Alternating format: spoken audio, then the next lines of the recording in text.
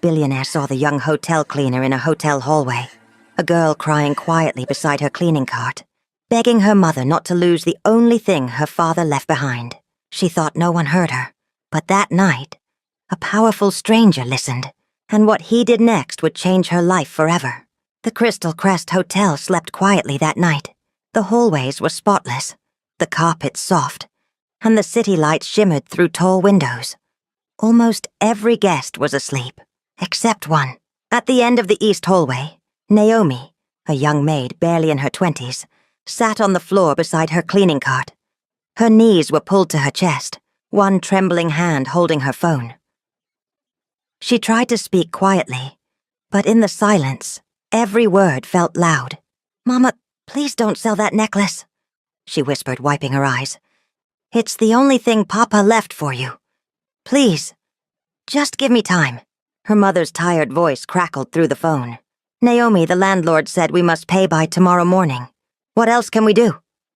Naomi pressed her hand over her mouth to quiet her sobs. "I'll find the money, I promise. I'll work through the night if I have to, just don't give up yet." She didn't know someone was listening. At the far end of the hallway, Lucas Harrington, billionaire CEO of Harrington Estates, had paused mid-stride. He had stepped out of his suite moments earlier, after ending a tense business call, ready to head downstairs. Then he heard her voice. Not loud, not dramatic, just breaking.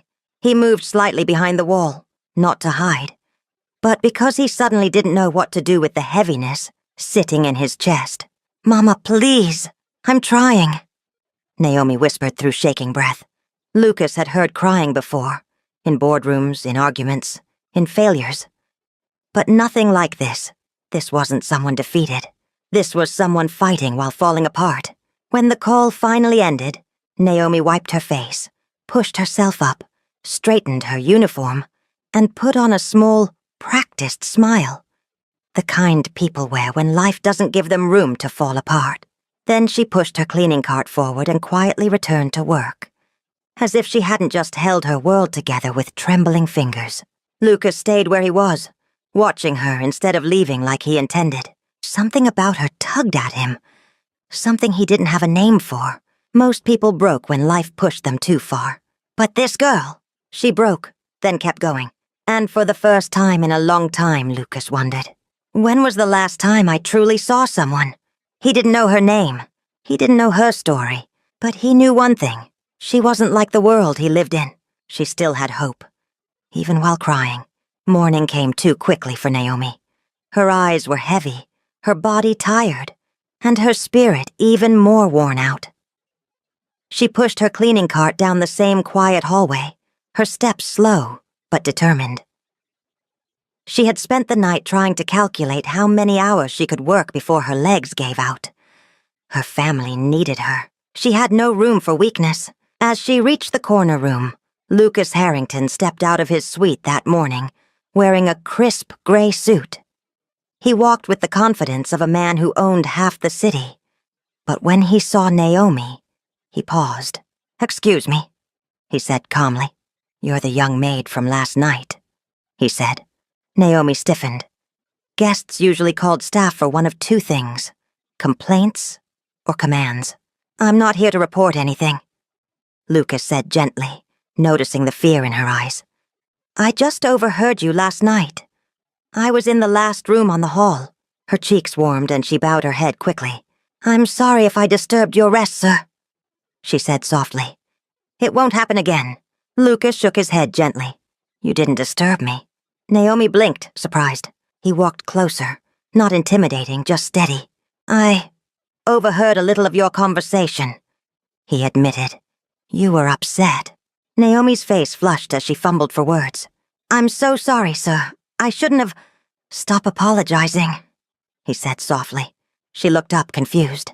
Lucas pulled a sleek black card from his pocket and handed it to her. It had his name on the front, his home address on the back. "I want to offer you something different," he said. "Come to this address tonight at 7 p.m. Naomi stiffened. What is this about?" "A job," he answered. "A better one." Her eyes widened. "A job? Why me?" Lucas studied her, his voice calm. because most people cry and fall apart. But you cried, then kept working. That means something. Naomi stared at the card, her hands trembling. No one had ever noticed her strength before. No one had ever seen her at all. Lucas gave a small nod and walked away. But Naomi stood there, holding the card against her chest, wondering if this moment was the beginning, or a mistake she wasn't ready for. Naomi held the card in her hand the entire day. She cleaned rooms, folded towels, polished mirrors. But her mind kept drifting back to one thought. Why would a billionaire invite someone like me? She considered throwing the card away. What if it was a mistake? What if she embarrassed herself? What if she walked into something dangerous? But she also remembered her mother's voice, and the landlord's warning, and the fear in her sister's eyes the last time they almost lost their home. By evening, she decided to go. She changed out of her hotel uniform and wore the neatest clothes she owned. A simple cream blouse and faded black jeans.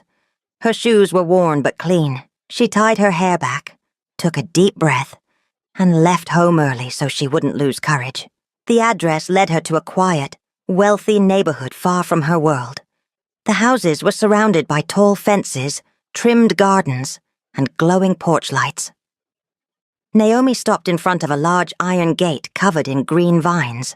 She hesitated. This place felt unreal. She pressed the small button on the gate. A soft beep followed. A woman's warm voice responded. "Good evening. Miss Naomi, yes? Please come in. Mr. Harrington is expecting you."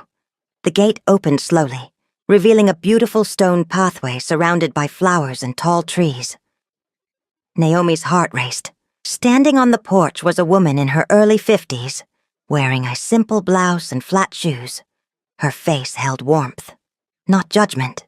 "You must be Naomi," she said, smiling. "My name is Clara. I manage the household. Come inside." Naomi stepped into the house.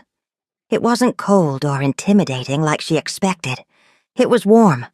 Soft lights. Comfortable furniture. Everything smelled like lavender and old books. Clara led her to a small sitting room with 2 chairs and a steaming pot of tea. "Please wait here. Mr. Harrington will be with you shortly." Naomi sat down, hands shaking. What was she doing here? Why did a billionaire notice her? What did he want from her? But deep inside, she felt something she hadn't felt in years. A tiny spark of hope. Naomi was just beginning to think she should leave when the door opened quietly. Lucas Harrington stepped into the room. Not in a suit this time, but in simple dark jeans and a navy sweater. Without the sharp edges of business attire, he looked human.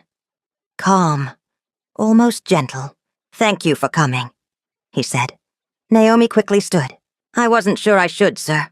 "I wasn't sure you would," he replied. He poured her a cup of tea and placed it gently in front of her. Naomi wrapped both hands around the warm cup to stop them from trembling. "I want to offer you a job," Lucas said. Naomi blinked. "A job? What kind?" "You will live here," he said.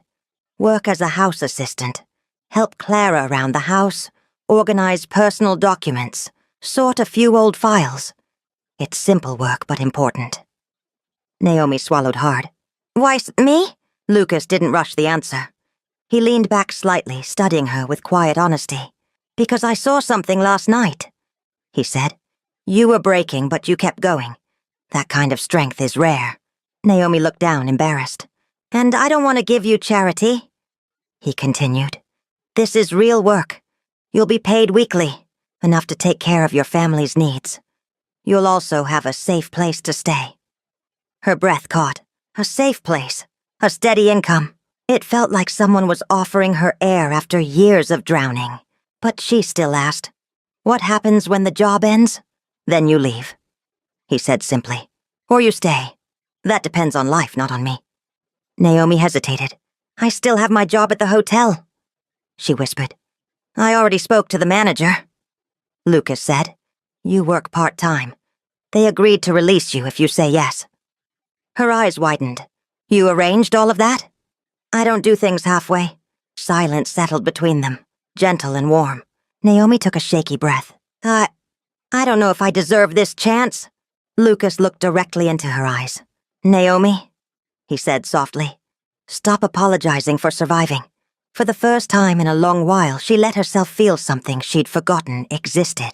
Possibility! Clara led Naomi down a long, peaceful hallway. The house was quiet, but not in a cold or lonely way. It felt warm, comfortable, lived in. Soft yellow lights glowed against the walls, and the faint smell of vanilla drifted from the kitchen. "Your room is this way?"